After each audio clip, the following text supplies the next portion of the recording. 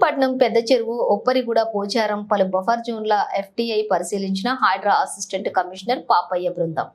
రంగారెడ్డి జిల్లా ఇబ్రహీంపట్నం నియోజకవర్గం పరిధిలోని మాసాబ్ చెరువు, ఇబ్రహీంపట్నం పెద్ద చెరువు, పోచారం, ఒప్పరిగూడ పలు అక్రమ నిర్మాణాలను పరిశీలించిన హైడ్రా బృందం. తెలంగాణ రాష్ట్ర వ్యాప్తంగా జీహెచ్ఎంసీ పరిధిలో మాత్రమే పనిచేసిన హైడ్రా సంస్థ హైడ్రా ఏర్పడిన నాటి నుండి జీహెచ్ఎంసీ వెలుపల కూడా పరిశీలించారు.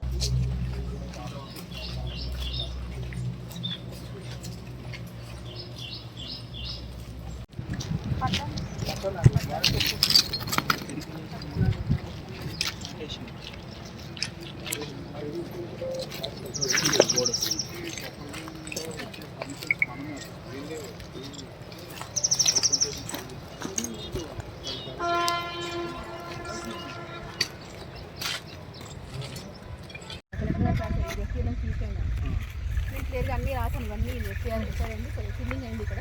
దీన్ని ఎఫ్టీలో లేదని చెప్పడానికి లేదు, ఆల్రెడీ ఎఫ్టీలో ఉన్నారు వీళ్ళని నేను ఇచ్చాను. రిపోర్ట్ ఇచ్చాను. కేసు డిస్మిస్ చేశారు. మన ఫేవరే ఉంది. మనం ఒకటి ఏంటంటే మట్టి తీయలేకపోయాం. మరి చేసిన దానికి ఏం జనరల్ ఏం ప్రొసీజర్ ఏం చేస్తారు? వాళ్ళే తీయాలి సార్, కానీ వాళ్ళు తీసలేదు కదా. ఇరిగేషన్ ఎఫ్ఐఆర్ చేశారు. ఏం చేస్తారు ఎఫ్ఐఆర్ చేసి? మేము డిస్మాంట్లింగ్ అంటే కాంపౌండ్ వాళ్ళు చేసాం సార్. అక్కడ సెక్షన్ ఉంటే తీపిస్తున్నాం సార్, కొత్త తీపిస్తున్నాం. మట్టి తీయాలి. డంపింగ్ పెద్ద హెల్ప్ ఆఫ్ రెవెన్యూ మున్సిపల్ కదా సార్. మాకు ఇంత డంపింగ్ ఓవర్ చేస్తారా? మనం చేస్తాం చెప్పండి.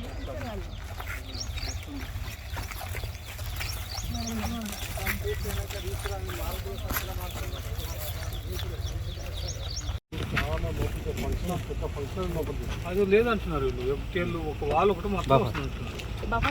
బఫర్లో అది కూడా వాల్ వస్తుంది అన్నారు కదా. బఫర్లో ఉంది. చూపిస్తాం కదా, పాయింట్ చూపిస్తాం సార్. మనం కాదు, వాళ్ళు చెప్పే టెక్నాలజీ దాన్ని చూపిస్తాం. పాయింట్ మా దగ్గర లేదా, మీరు చూసినాదా నేను చూసినా కాదు అనిపిస్తుంది. ఇప్పుడు వాళ్ళు ఏమంటారు, ఫంక్షన్ రావట్లేదు అంటాడు. జనరల్ కామన్ సెన్స్ కదా. ఇప్పుడు మేము కన్వెన్షన్ పోయినప్పుడు కూడా అంతే అన్నది, అది ఎఫ్టీఎల్ రాదని. బట్ ఎఫ్టీఎల్నే ఉంది. అందుకే సార్ అందరూ ముందు క్లియర్ అయిపోతుంది. సార్ ఇప్పుడు బఫర్లో ఉందండి. డబ్బాలు చెప్తున్నాం. మరి వాడికి వేడికి సార్ జల్లకి చూడాలి. మనం ఏది మిస్ అవుతున్నాం అర్థమవుతలేదు సార్. మీరు బఫర్లో కట్టారు కరెక్టే, మనకి రోడ్ ఎడికి చూడలేదు. పాత దానికి ఉంది, దానికి మనం పెట్టేసుకున్నాం కట్ చేసి, అంతే కదా. మనం పెట్టేలో పాత ఉంటే పాత క్లియర్ బిల్డింగ్స్ ఉన్నాయి, పాత బిల్డింగ్స్ ఉన్నాయి, అన్ని ఉన్నాయి. వాటిని బేస్ చేసుకొని 8 ఇల్లు అయినా సార్.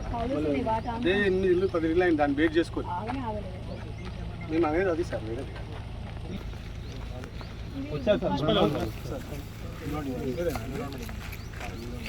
ఐడియా ఉంది ఏమన్నా కన్స్ట్రక్షన్ పర్మిషన్స్ ఏ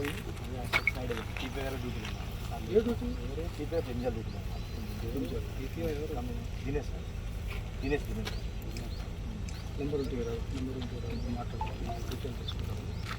మీతో పని మాకు టీపీఎస్ దినేష్.